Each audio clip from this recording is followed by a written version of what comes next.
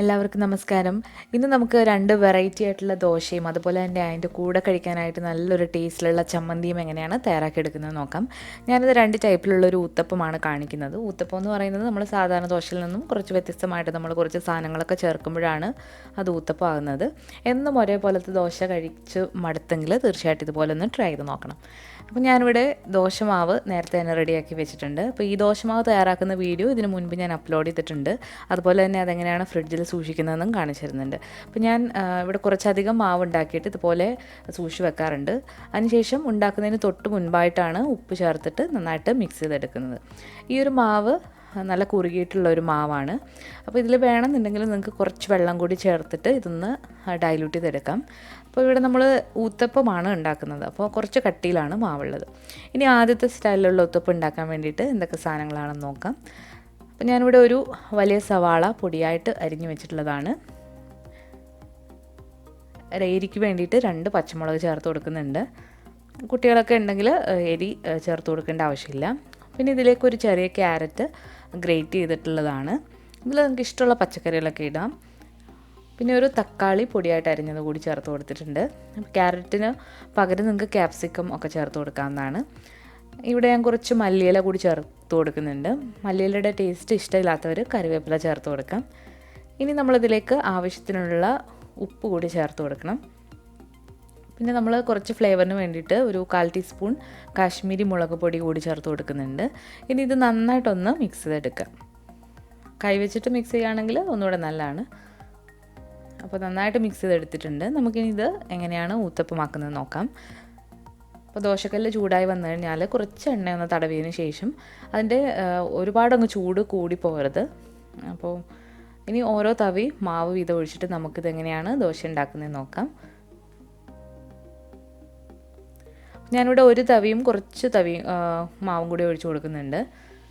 ഇതൊരുപാടങ്ങ് തിന്നായിട്ട് പരത്തേണ്ട ആവശ്യമില്ല. ഇതുപോലെ ഒന്ന് കുറച്ച് കട്ടിയിൽ പരത്തി കൊടുക്കുക. അതിനുശേഷം പെട്ടെന്ന് തന്നെ നമ്മൾ തയ്യാറാക്കി വെച്ചിരിക്കുന്ന ആ ഒരു കൂട്ട് ഇതിലേക്ക് ഒന്ന് വിതറി കൊടുക്കുക. അപ്പോൾ കൈവച്ചിട്ട് തന്നെ വിതറുകയാണെങ്കിൽ എല്ലാ ഭാഗത്തേക്കും ഒരേപോലെ ഇത് നമുക്ക് ഇട്ട് കൊടുക്കാനായിട്ട് പറ്റും.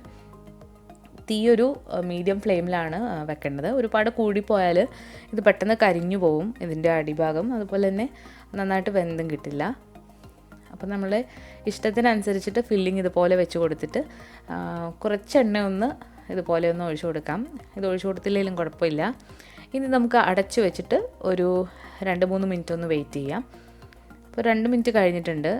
അപ്പോൾ നമ്മുടെ ദോശയുടെ ഒരു സൈഡ് റെഡി ആയിട്ടുണ്ട്. ഇനി നമുക്കൊന്ന് മറിച്ചിട്ട് കൊടുക്കാം. ഇനി വീണ്ടും ഇത് അടച്ചു വെച്ചിട്ട് നമുക്കൊന്ന് വേവിച്ചെടുക്കാം. അടച്ചു വെച്ച് വേവിക്കുമ്പോഴാണ് ഈ ഒരു ദോശ നല്ല സോഫ്റ്റായിട്ടും അതുപോലെ തന്നെ ഉൾഭാഗമൊക്കെ നന്നായിട്ട് വെന്ത് കിട്ടുന്നത്. അപ്പോൾ നമ്മുടെ വളരെ ടേസ്റ്റി ആയിട്ടുള്ള വെജിറ്റബിൾസ് ഒക്കെ ഇട്ട ദോശ ഇവിടെ റെഡി ആയിട്ടുണ്ട്. അപ്പോൾ ഇങ്ങനെ കഴിക്കുകയാണെങ്കിൽ നല്ല ടേസ്റ്റിയാണ് ദോശ. ഇതും ചട്നിയും കൂടെ കഴിക്കാനായിട്ട് നല്ല ടേസ്റ്റാണ്. അപ്പോൾ എല്ലാം അതുപോലെ ചുട്ടെടുത്തിട്ടുണ്ട്. ഇനി അടുത്തായിട്ട് കാണിക്കുന്ന ഒരു മുട്ടയൊക്കെ ചേർത്തിട്ടുള്ള ഒരു ദോശയാണ്.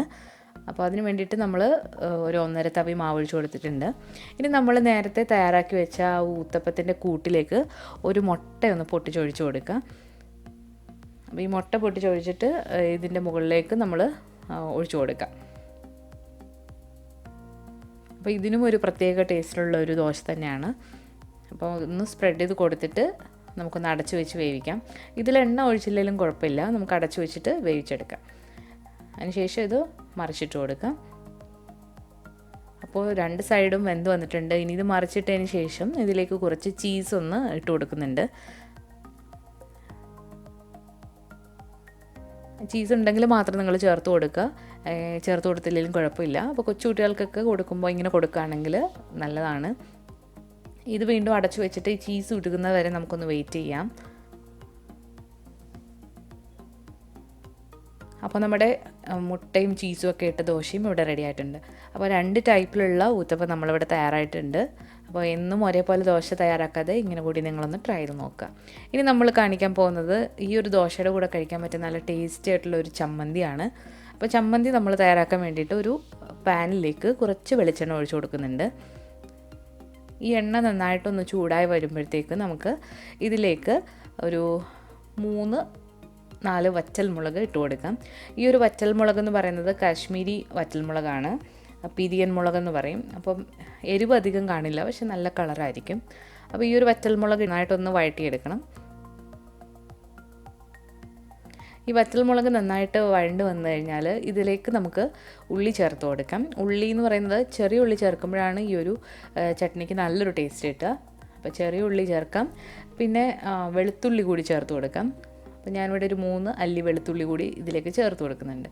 ഇതിനി നന്നായിട്ടൊന്ന് വഴറ്റിയെടുക്കാം. ഇത് ഒരുപാടങ്ങ് ഫ്രൈ ആയി വരണം എന്നില്ല, ജസ്റ്റ് ഒന്ന് വാടി വന്നാൽ മതിയാക്കും. ഇനി ഇതിലേക്ക് ഞാൻ ഒരു പിടി കപ്പലണ്ടി കൂടി ചേർത്ത് കൊടുക്കുന്നുണ്ട്. അതായത് തൊലി കളഞ്ഞിട്ടുള്ള കപ്പലണ്ടിയാണ്. ഇത് ഓൾറെഡി വറുത്ത കപ്പലണ്ടി ആയിരുന്നു. അപ്പോൾ ഇനി നമ്മൾ ഈ വഴറ്റി വെച്ചിരിക്കുന്ന കൂട്ട് തേങ്ങയിലേക്ക് ചേർത്ത് കൊടുക്കുകയാണ്. ഞാനിവിടെ ഒരു 1/4 കപ്പ് ഡെസിക്കേറ്റഡ് കോക്കനട്ട് നല്ല ചൂടുവെള്ളത്തിൽ ഇട്ട് വെച്ചിട്ടുള്ളതാണ്. അപ്പം ഫ്രഷ് ആയിട്ടുള്ള തേങ്ങയാണെങ്കിൽ ആ തേങ്ങയിലേക്ക് നമ്മൾ ഈ വഴറ്റി വെച്ചിരിക്കുന്ന കൂട്ടിട്ട് കൊടുക്കാം. നന്നായിട്ട് തണുത്തതിന് ശേഷം ഇതുപോലെ അരച്ചെടുക്കാം. ഈ ഒരു ചട്നി നമുക്ക് കടുക് വറക്കാതെ ഇങ്ങനെ തന്നെ കഴിക്കാൻ പറ്റുന്ന നല്ല ടേസ്റ്റി ആയിട്ടുള്ളൊരു ചട്നിയാണ്. നമ്മൾ ഓൾറെഡി ഇതിൽ എണ്ണയൊക്കെ ചേർത്തത് കാരണം ഞാൻ വീണ്ടും ഇതിലേക്ക് കടുക് വറക്കുന്നത്. കടുക് വറക്കണമെന്നുള്ളവർ വേണമെങ്കിൽ വറുത്തിടാവുന്നതാണ്. അപ്പോൾ ഈ ഒരു ചട്നി കൊച്ചു കുഞ്ഞുങ്ങൾക്ക് പോലും ഇഷ്ടപ്പെടുന്ന നല്ല ടേസ്റ്റി ആയിട്ടുള്ളൊരു ചട്നിയുടെ റെസിപ്പിയാണ്. അപ്പോൾ എന്തായാലും എല്ലാവരും ഒന്ന് ട്രൈ ചെയ്ത് നോക്കുക. അപ്പോൾ കഴിഞ്ഞ ദിവസം ഞാനൊരു വീഡിയോ ഇട്ടിരുന്നു, കൊച്ചു കുഞ്ഞുങ്ങളുടെ ആഹാരം ഒരു ദിവസത്തെ ഫുള്ള് കാണിച്ചു തരുന്നുണ്ട്. അപ്പോൾ അത് ഇതുവരെ കണ്ടിട്ടില്ലെങ്കിൽ നിങ്ങൾ ആ വീഡിയോ അതുകൂടി ഒന്ന് കാണണം. അപ്പോൾ നമ്മുടെ ഈ വീഡിയോ ഇഷ്ടമായിട്ടുണ്ടെങ്കിൽ തീർച്ചയായിട്ടും ഒന്ന് ലൈക്ക് ചെയ്യാനും ഷെയർ ചെയ്യാനും ഒന്നും മറക്കരുത്. നമ്മുടെ ചാനൽ ഇതുവരെ സബ്സ്ക്രൈബ് ചെയ്തിട്ടില്ലെങ്കിൽ ഒന്ന് സബ്സ്ക്രൈബ് ചെയ്ത് സപ്പോർട്ട് ചെയ്യുക. അപ്പോൾ നമ്മൾ പുതിയൊരു വീഡിയോ ആയിട്ട് വീണ്ടും വരുന്നതാണ്. താങ്ക്